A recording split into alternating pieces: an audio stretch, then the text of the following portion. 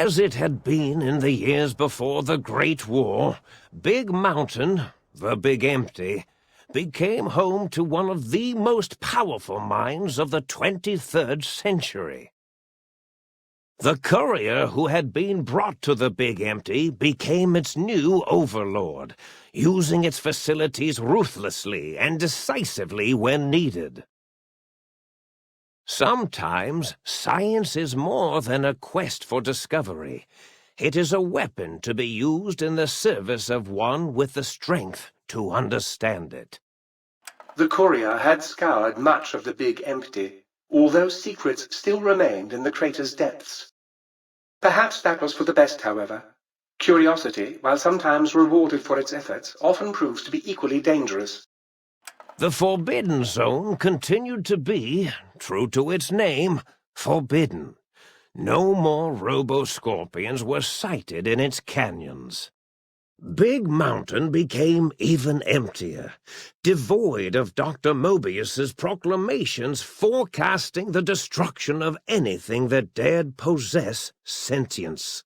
Still, it is said he lived on in the equations inscribed on the floor and walls of the Forbidden Zone dome. But these equations were nothing more than thin white traceries of lines, not unlike cobwebs in the corners of a failing mind. The sink atop the dome bustled with the voices of a small town, constantly chirping, arguing, and snarling at each other. Still, this all happened productively in the interests of its new owner.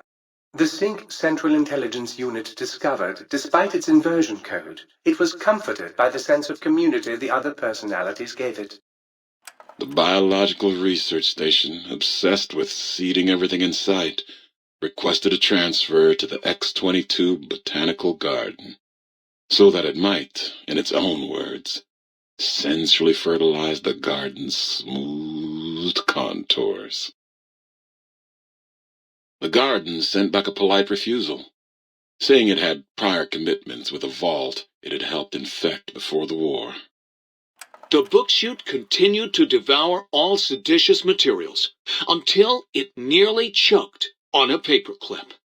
It adamantly maintained it was a Chinese paperclip, and the whole thing had been an elaborately orchestrated assassination attempt.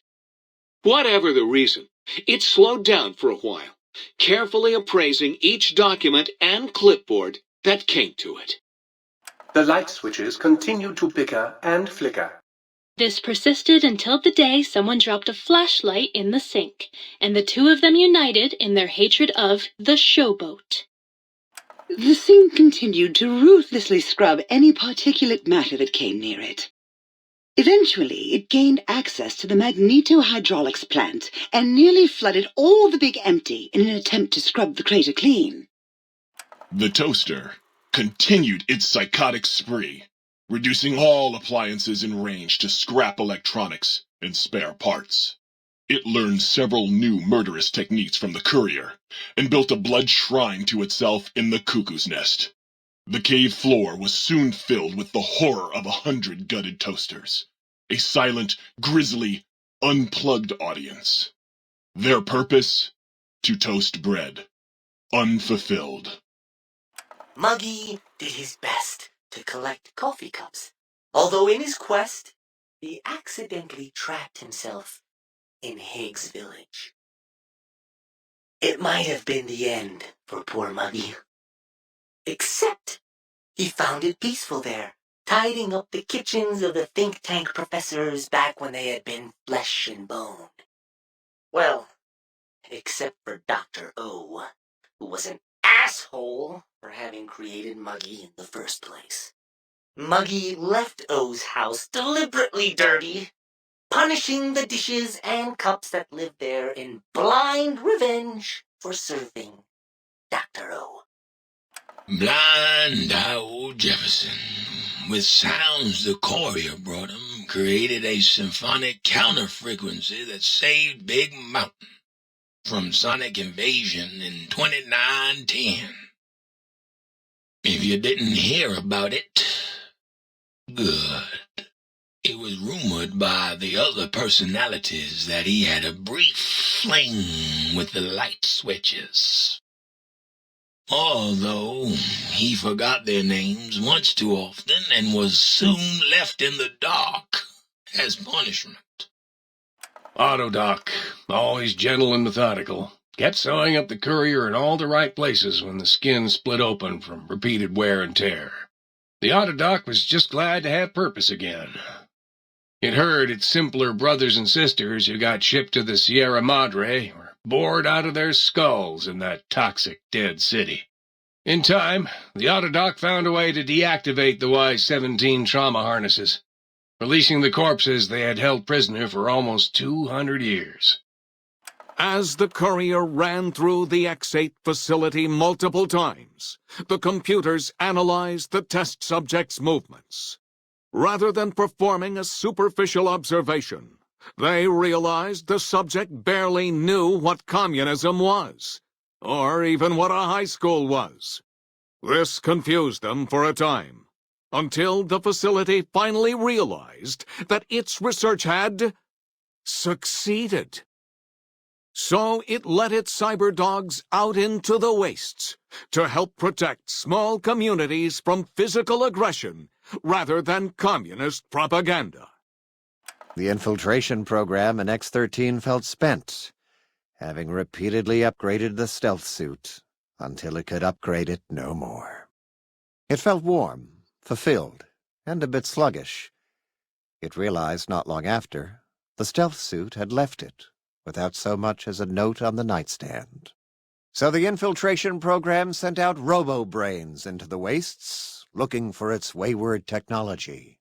It eventually found Repcon HQ and set up a new research center, testing and murdering fiends who kept breaking into the facility. The Courier, organs intact, continued onwards, a little less heavy of step, but with all the organs in the right places, as they should be. After all, brains can develop a life of their own when left to their own thoughts, and the Courier's brain was more clever than most. The think tank basement, filled with lobotomized robotical frames of the doctors, now served as a graveyard. The monitors had recorded the battle in its entirety, including the think tank's final, shrill, terrified screams, whimpers, and pleas for mercy.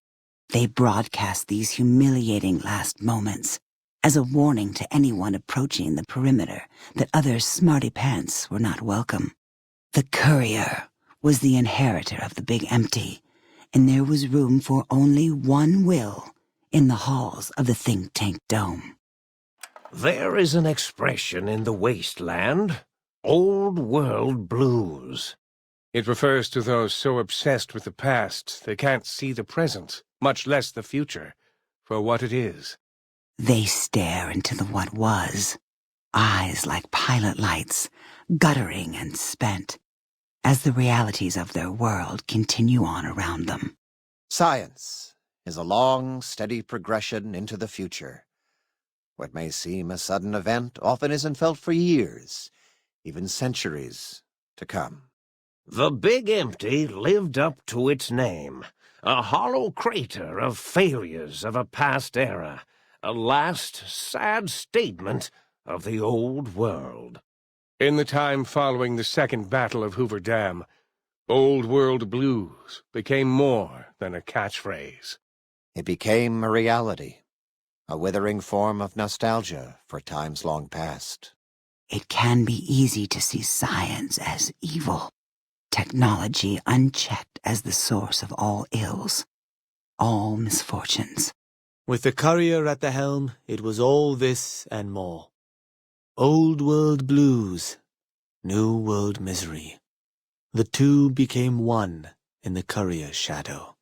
We could say more, but the stories in the Big Empty speak for themselves. Now armed with the transportal Ponder, the Courier could return to the dome at any time and crack open the secrets of the Big Empty one by one. The sink sat vigilant, waiting for its master to return, shoes covered in Mojave dust. Only one road yet remained, and it was one the Courier had to walk alone.